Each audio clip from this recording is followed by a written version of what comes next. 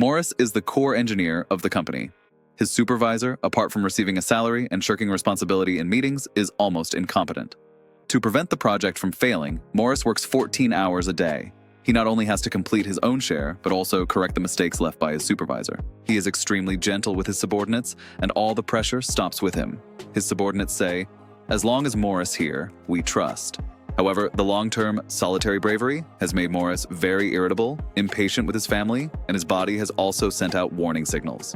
It was a tiring late night when Morris returned home after dealing with an emergency incident caused by his supervisor. He had spent the whole day patiently calming his mistake-prone subordinates and calmly facing his supervisor's criticisms. He felt that he had exhausted all his cultivation in this lifetime. The 4-year-old daughter ran over excitedly, holding a drawing in her hand, wanting to share her experiences at kindergarten. She grabbed Morris's hand and chattered non-stop. Morris felt his brain buzzing. The accumulated pressure of the whole day erupted at that moment. He suddenly pulled back his hand and shouted at his daughter, "Be quiet! Dad is very tired. Can you be a little more obedient?" The daughter was so scared that she froze in place. The drawing in her hand fell to the ground, her eyes filled with fear and confusion. Morris looked at the drawing on the ground and was suddenly shocked.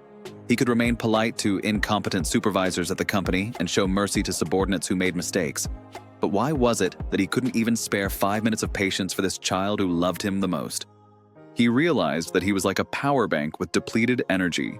To illuminate the entire office, he had given all his power to those who did not appreciate him, leaving only a cold shell and residual anxiety for his family. Morris made a brave decision. He no longer silently bore the mistakes of his boss.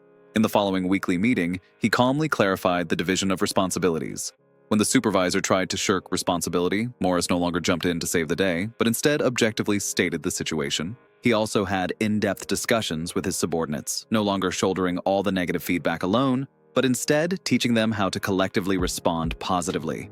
Most importantly, he started to be kind to himself. He set aside the last 10 minutes before going home to be alone and quiet, emptying the toxins from work. He no longer pursued being that all-powerful Morris, but instead sought to regain that warm-hearted dad. The workplace is not your everything. You do not need to martyr yourself for someone else's incompetence. A healthy team should not be built on the self-sacrifice of any individual. When you learn to treat yourself well and say, "This is not my responsibility," you are not becoming selfish, but rather maturing. Only when you learn not to take responsibility for the whole world can you leave a little bit of tenderness for the child who has been waiting at the door for you to come home.